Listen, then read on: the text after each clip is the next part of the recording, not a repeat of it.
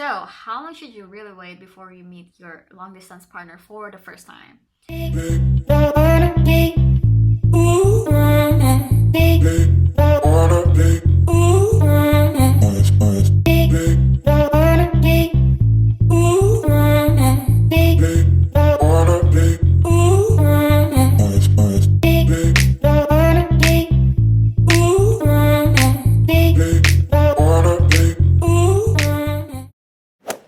If you are in a long distance relationship and you have not met your partner yet, in this video, I'm going to talk about one of the most popular questions LDR couples ask in their journey, and that is, how long should you really wait before you meet your long distance partner for the first time?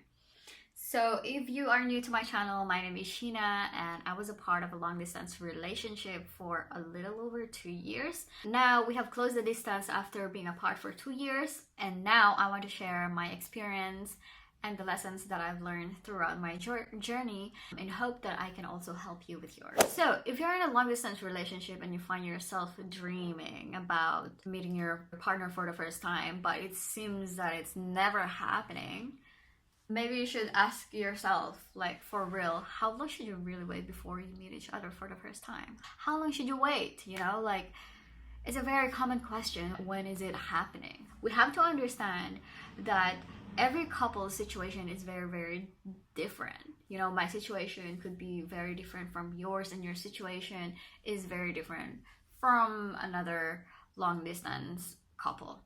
And in fact, there are several factors that need to be considered to make meeting in person happen. Coming from a long distance relationship myself, my advice would be to meet each other as soon as you can. We had 3 main factors that needed to be considered before we met each other. The first one is the finances.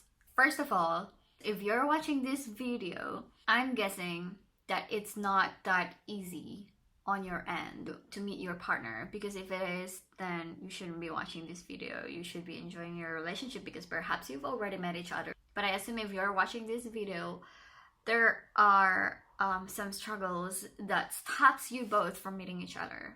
And in my part, we had to get our finances ready because, like, we lived so far from each other. Like, I lived in the Philippines and he lives in South Africa, and it just requires a lot of money to buy that plane ticket from one place to another so that we could meet.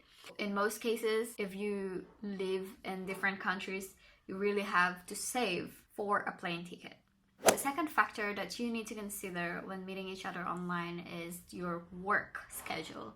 If you're like most long distance couples that live so far apart from each other, then you really have to consider your work schedule. You have to file a leave, or you have to like let your colleagues know or your boss know that you're going out of town, you're traveling somewhere far. This is a serious factor because you don't want to like go there and save like $1,000 just to meet the person, and then you get there and then you don't have the time to spend with her because you're so caught up with your deadlines, with your work responsibilities and whatnot.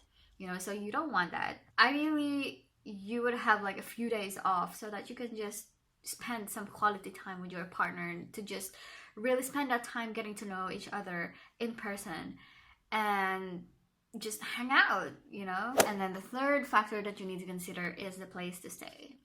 So you have to save money to buy a plane ticket. You have to arrange your schedule accordingly so that your work won't interrupt with your quality time with your partner.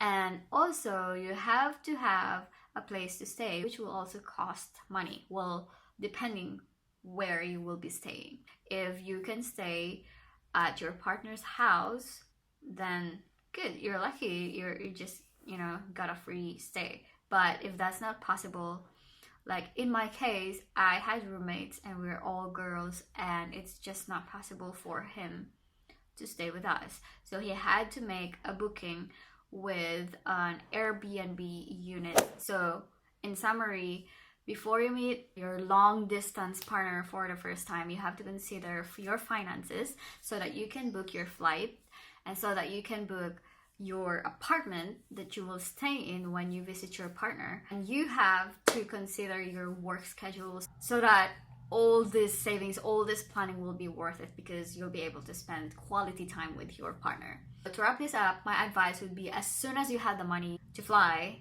okay, and meet your partner, do it. As soon as you have the dates in mind that wouldn't conflict with your work schedule, that would allow you to actually spend a good amount of time with your partner, then do it. And as soon as you have the place to stay, as soon as you have these three elements together, that's the time that I would say you're ready to meet your partner, and it wouldn't make a lot of inconvenience to both of you and to your work and to everyone else. So there's also this question: what if it takes like 3 years or like several years before you have those three elements that I just mentioned to you guys? What if you don't have the money? What if you're just too busy? What if you don't have a place to stay? What if? Well, I would like to ask you, are you really serious about making this work, or are you really serious about your relationship?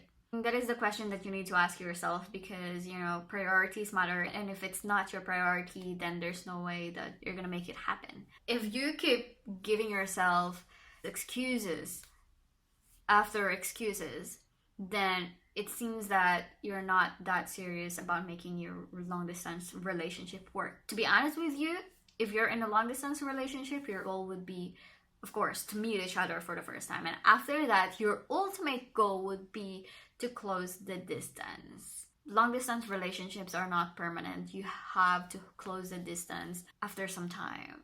And you have to be serious enough in order for you to close the distance and to actually be together. If you love your partner, if you really value your partner, the most important thing would be, you know, to be with them and to be with each other's arms at the end of the day. And if you're not working towards that, then you have to ask yourself if you're really serious about this relationship. But if you are certain that you are, then you are gonna make it work, and you are going to do everything, to do what it takes to meet each other and to close that distance.